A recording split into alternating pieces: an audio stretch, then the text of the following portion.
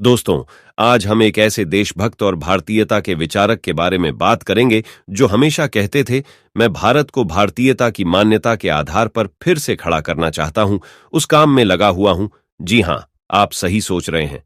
हम राजीव दीक्षित जी के बारे में बताएंगे आपको, जिनका पूरा नाम राजीव राधेश्याम दीक्षित भारत के महान व्यक्तित्व थे। वह एक भारतीय सामाजिक कार्यकर्ता थे। वो गरीब और जरूरतमंद भारतीयों के समर्थक थे।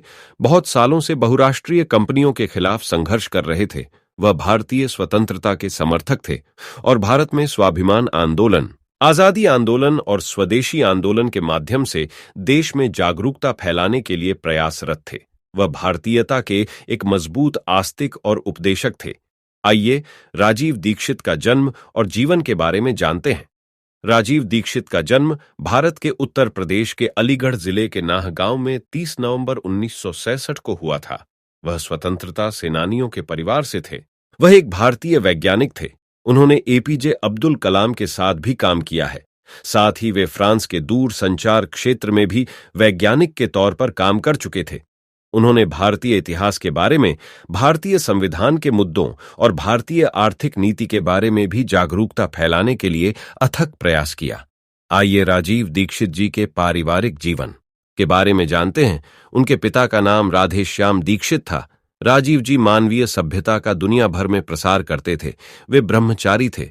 उन्होंने कभी शादी नहीं की। 1987 में जब उनकी पहली मुलाकात प्रोफेसर धर्मपाल से हुई तो वो उनसे काफी प्रभावित हुए। वो 1999 से बाबा रामदेव के साथ सहयोग करते रहे थे। वो चंद्रशेखर आजाद, भगत सिंह और ऊधम सिंह जैसे क्रांतिकारियों से प्रेरित थे। बाद में वो महात्मा गांधी के शुरुआती कार्यों के सराहना करते हुए और नशा इत्यादि के उत्पादन के विरुद्ध में कार्य करते हुए गौ रक्षा और सामाजिक अन्यायों के विरुद्ध लड़ाई लड़ते अपने जीवन को समर्पित कर दिए। आइए राजीव जी की शिक्षा के बारे में बात करते हैं। अपने पिता के देख रेख में उन्होंने फिर के गांव में स्कूली शिक्षा प्राप्त की। उसके बाद पी.डी. जैन इंटर कॉलेज से उन्होंने 12वीं कक्षा तक की पढ़ाई की। उन्होंने अपनी स्नातक की पढ़ाई की शुरुआत 1984 में केकेएम कॉलेज जमुई बिहार से इलेक्ट्रॉनिक और संचार में बीटेक की डिग्री लेकर पूरी की। उन्होंने एमटेक की डिग्री भी आईआईटी खड़गपुर से प्राप्त की थी। लेकिन मातृभूमि की सेवा का जुनून हमेशा ही उन्हें अपनी ओर खींचता रहा। इसलिए वो सामाजिक सेवा के कार्य में अपने योगदान दिए। आइए राजीव जी के करियर के बारे में जानते हैं। भारत में लगभग 8000 बहुराष्ट्रीय कंपनियां हैं जो भारत में अपना प्रसार कर रही हैं। उस कंपनी के उत्पादों के लिए भारतीय कड़ी मेहनत करते हैं, लेकिन सभी उत्पाद उनके देश में भेज दिए जाते हैं। इसलिए उन्होंने स्वदेशी आंदोलन शुरू किया और हर भारतीय से आग्रह किए कि वो स्वदेशी उत्पादों को अपनाएं। उन्होंने कोका कोला, पेप्सी, यूनिलीवर और कोलगेट जैसी कंपनी के खिलाफ लड़ाई लड़ी और शीतल पेय पदार्थों में विषैला होने की बात कही। इसके लिए उन्होंने लंबी लड़ाई भी लड़ी और ये साबित भी कर दिया कि इन पेय पदार्थों में विषैला पदार्थ है। इन्हें पीना स्वास्थ्य के लिए हानिकारक है। उनका ऐसा मानना था कि इन कंपनियों ने हमारे देश में धन को कम कर दिया है, जिससे भारत और गरीब होता जा रहा है। दीक्षित जी ने सुझाव दिया था कि भारतीय सर्वोच्च न्यायालय को स्विस बैंकों में जमा भारतीय काली संपत्ति को राष्ट्रीय संपत्ति घोषित कर देनी चाहिए।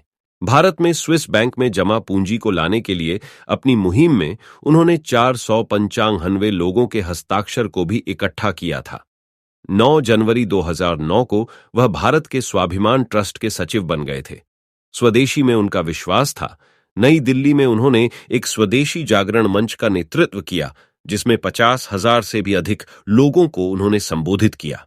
उन्होंने जनरल स्टोर की एक ऐसी श्रृंखला को खोलने के लिए आंदोलन किया जहां सिर्फ भारतीयों द्वारा बनाए गए उत्पाद की बिक्री हो।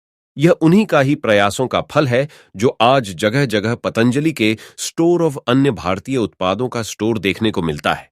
उन्होंने भारतीय न्यायपालिका और कानूनी व्यवस्था के बारे में अपने विचार व्यक्त करते हुए कहा था कि भारत अब भी ब्रिटिश युग के दौरान लागू किए गए कानूनों का पालन कर रहा है और भारतीय आवश्यकताओं के अनुसार उन्हें बदलने की कोशिश भी नहीं कर रहा है।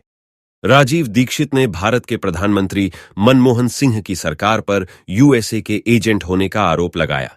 उन्होंने यह दावा किया कि रेडियो सक्रिय तत्वों का एक बड़ा भंडार भारतीय समुद्र के सेतु पुल के नीचे मौजूद है, जिसकी इतनी विशाल मात्रा है कि 150 वर्षों तक इन रेडियो सक्रिय तत्वों का इस्तेमाल बिजली बनाने के लिए किया जा सकता है। और उन्होंने यह भी कहा कि भारत सरकार उस पुल को तोड़ने की कोशिश कर रही है जो 7,000 साल पुराना है। राजीव दीक्षित ने कई पुस्तकें लिखी और कई लेक्चर भी दिए, जिनका संग्रह सीडी, एसडी कार्ड्स इत्यादि जैसे इलेक्ट्रॉनिक मीडिया में संग्रहित है, जिन्हें विभिन्न ट्रस्टों के द्वारा प्रकाशित कराया गया है। ऑडियो रूप में उनकी 1999 में भारतीय राष्ट्रवाद और भारतीय अतीत की महानता पर ऑडियो कैसेट बनी थी। इसके अलावा ऑडियो में उनकी स्वास्थ्य कथा भी है।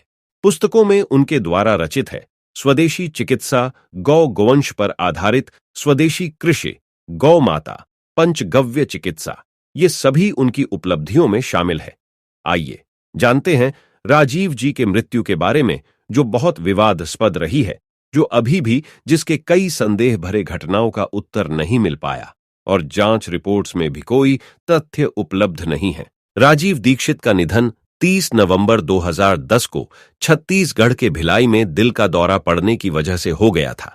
हालांकि उनके कई भाषणों में यह बातें सुनने को मिलती थीं कि उन्हें बीते 15-17 सालों से कोई भी बीमारी नहीं है, तो यह दिल का दौरा भी कई सवाल खड़े करते हैं, जिनका तत्समय जांच होना आवश्यक था, लेकिन नहीं हुआ।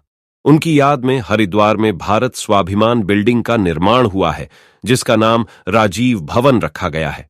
उनकी मृत्यु हुए कई वर्ष बीत चुके हैं, लेकिन अभी भी उनकी मृत्यु के कारणों पर अनिश्चितता बनी हुई है और उनकी मौत का कारण अज्ञात है। दोस्तों, यह भारत का दुर्भाग्य था कि राजीव दीक्षित जैसे लोग बहुत कम समय के लिए भारत में अपनी सेवा दे पाए। यह हम भारतवासियों के लिए भी दुर्भाग्यपूर्ण है। अगर आज हमारे साथ राजीव दीक्षित होते तो हमारे युवाओं को स्वदेशी की राह में चलने को मार्गदर्शन करते। दोस्तों, भारत के इस महान सपूत व देशभक्त योद्धा को हमारा शत शत नमन है। दोस्तों, राजीव दीक्षित जी के लिए कमेंट बॉक्स में राजीव दीक्षित अमर रहे व भारत माता की जय अवश्य लिखें। हम ऐसे ही महान हस्तियां के जीवन परिचय से आपको अवगत कराते रहेंगे। अगर वीडियो पसंद आया हो तो लाइक, शेयर और सब्सक्राइब जरूर करें।